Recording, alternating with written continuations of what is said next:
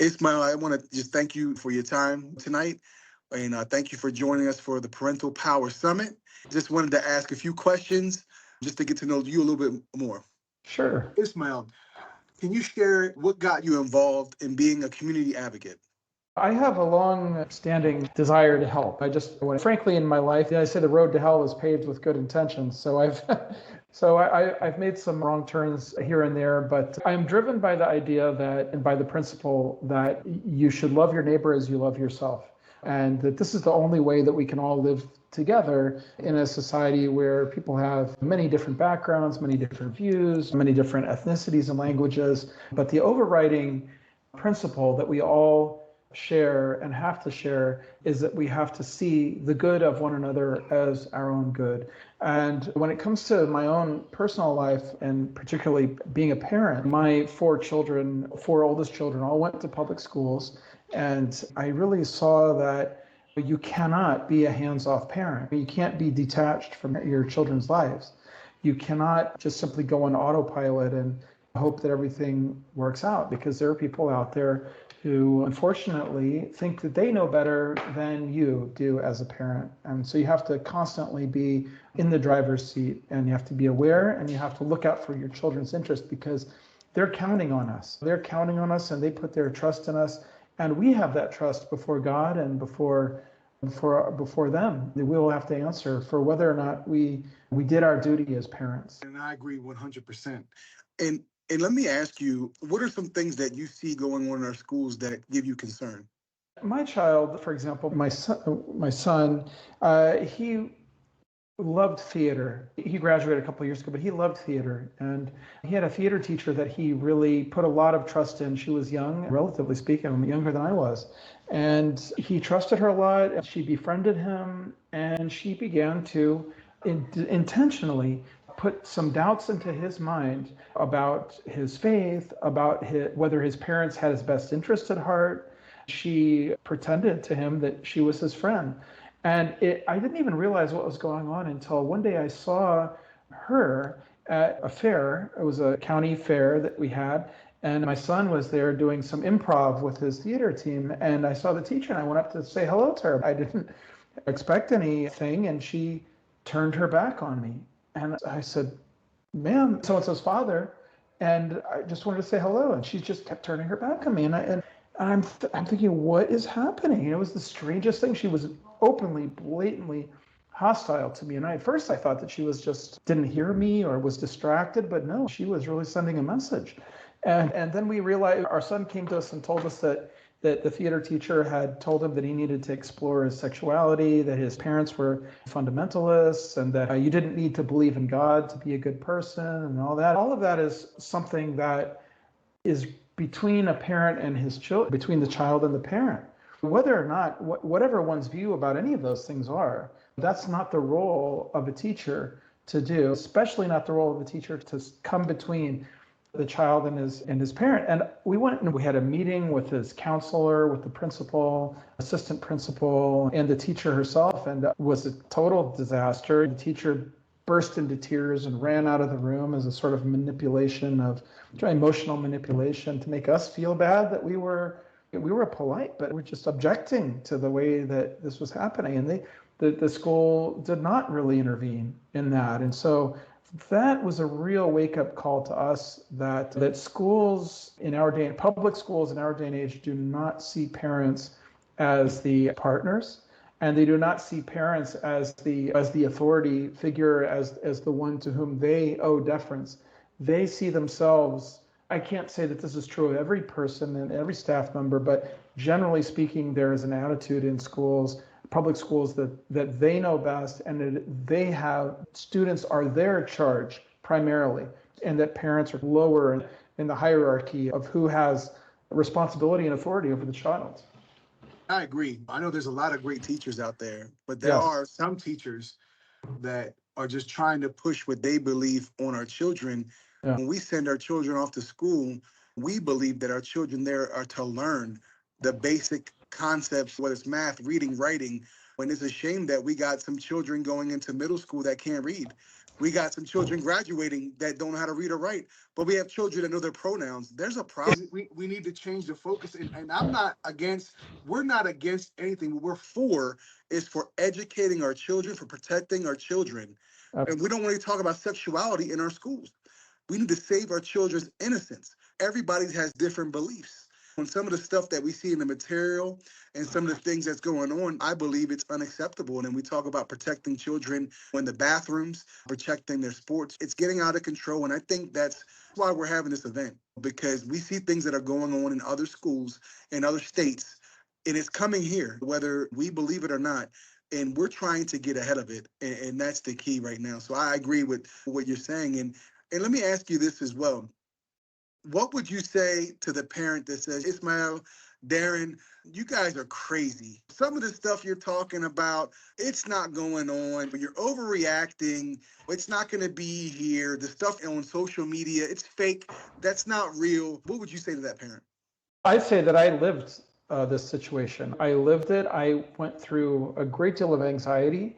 I had the relationship between myself and my children, but particularly my son, was deeply fractured by this teacher's intervention. And someone might say your relationship can't have been that great in the first place. And here's the thing, children are especially, they're vulnerable ages. First of all, different stages of development, they're vulnerable in different ways. For teachers to come in and to intervene, interpose themselves, put themselves in between the parent and the child, it's not a fantasy, it's not an internet scare tactic. And just because it hasn't happened to you, it doesn't mean that it's not present danger. And again, there are some really excellent teachers who have absolutely no intention to do anything other than to guide your children's education and to teach them critical thinking in those matters in which we expect and we want them to be able to think deeply and profoundly. But it absolutely is, look, the state of Maryland, lawmakers in Maryland have attempted, and it failed this year, last session, but going to try again. They have attempted to require every public school to teach matters of sexuality and gender and so on. And they put in this bill that it is not permitted for any parent to opt their children out of that education. So schools, lawmakers, school boards, they're out there attempting to seize the control of your child's development. And the reason they're doing that, it's not because they're evil people. They really do believe that it is the role of the government to raise children in this way. Here's the thing. It is absolutely the role of public schools. It's in the government's interest to teach citizenship and by citizen values and when it comes to citizenship. And what citizenship means is, again, that our children learn that they are to treat one another as they wish to be treated, and that every human being has rights upon us and that we have rights upon others, and duties that we owe to others. So that is legitimate, but that doesn't mean that schools have the right or even the legitimate interest to change our children's beliefs, push their values onto our children when it comes outside of that treating one another as we would wish to be treated. And I think I agree with a lot what you said, and everything. And the main thing is that our children, we just came out of the pandemic.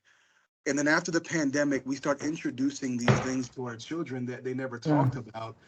And what I feel is that before we start to push these beliefs that some might have on our children, we need to understand the ramifications that it might have, because we know those that are transgender, I believe that 50% attempt suicide. Or with that being said, why are we so fast to push this on our children when we already know they're behind in their education? Some children, like I said, can't read or write.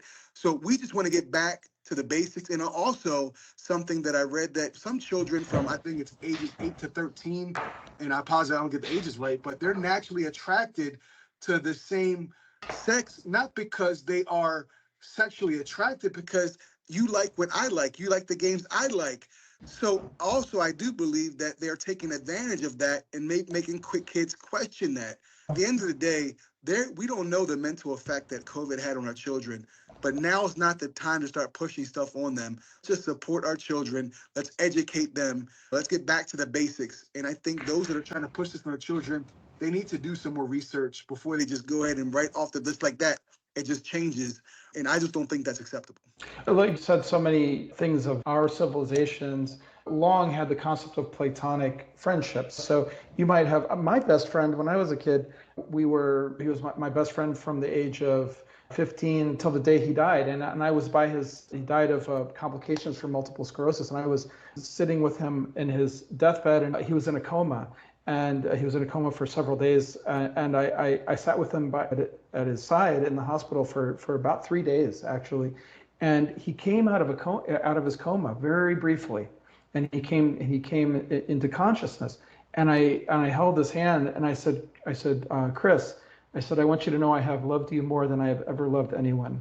Of course, excepting my mom, I didn't say that, but your mother is special. And so I felt that, and I know he felt that to me. And then he went back into his coma, and then he passed away a couple of days later. But that love, we in earlier generations and in earlier times would not sexualize that. But our society is so hyper-sexualized that every relationships that normally would have been seen as simply profound, deep loves become turned into something sexual. For example, the books that they want to put into language arts and so on, the storybooks for kids about so-and-so has a crush on so-and-so. What is a crush? A crush it can be an infatuation, it can be admiration, it can be this kind of mutual platonic relationship. In these storybooks, which they're introducing in Montgomery County and other places, which are aimed at framing these kind of relationships as sexual in nature for young children.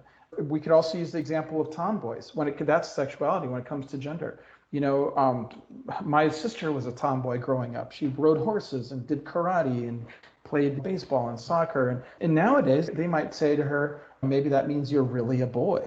And the last thing I'll say about that, there's a Berenstain Bears book that says it's all about the little girl, little bear, he bear, and she bear. And they're talking about, I can be a mom. That's something that you can't be just because that I'm a she. But I can also build a house. And she's talking about all the different things that girls can do. And the boy is saying, I can be a dad just because I'm a he, but I can also. So it's showing that there are gender roles, yes, and they're biological realities, but there are also things that boys can and girls can both do. And today, a book like that would be, and ironically, would be banned as being regressive because it is accepting a gender binary or a sexual binary that is in fact reality.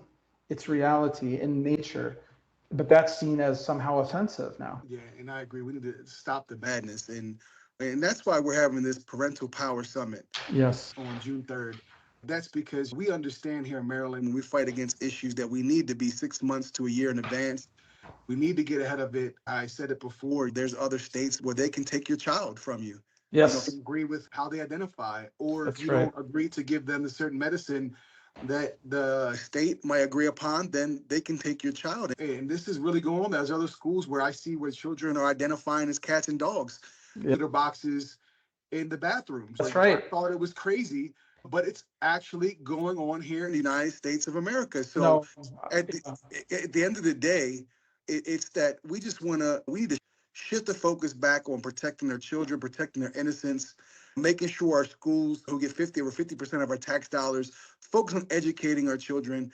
But I also do believe that with situations like this, where they're just trying to move the needle, take our attention off how bad they're failing, to get us focused on other issues.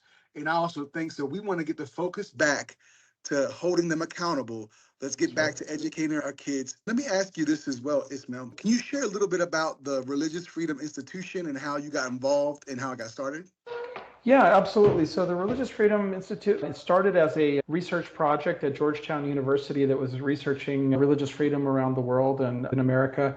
And eventually this institute separated from Georgetown so that it could become more of an activist group out there advocating for religious freedom. And I started there in 2017, the end of 2017, and have been doing religious freedom work both in America and overseas, where people are being persecuted for faith. Now in America, I've been doing a lot of work at the intersection of religious freedom and free exercise and parental rights, because there is such a natural overlap there, particularly because for many faithful Jews, Christians, and Muslims, the right to educate and to raise our children is very much intertwined with the right to raise our children in the faith that we want to pass on to them. And I've been heavily involved in the Montgomery County parents' rights movement there, and also involved in very similar situations that are popping up in Minnesota, in Illinois, Ohio. We're seeing a very similar pattern. It seems to be very closely coordinated and organized on the back end somehow, because we're seeing some of the same policies, even the same language being introduced by school boards and by state legislatures. And this is not, by the way, it is not solely a partisan issue. Yes, we're finding Democrats behind a lot of these kind of policies, but there are also some Republicans who are supporting it.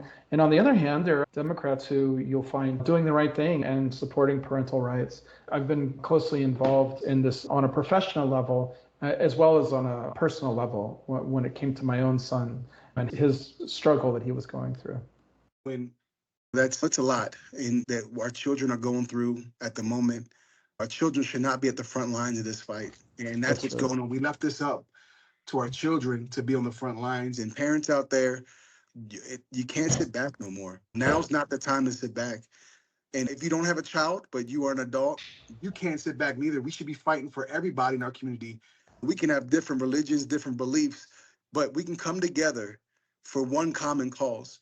And that's to protect our children, protect their innocence. Yes. They're only children for a certain amount of time. Just because your child might be 13 years old. Yeah, I know I'm talking to parents out there. I know you can remember when your child was a baby and you had him in your arms.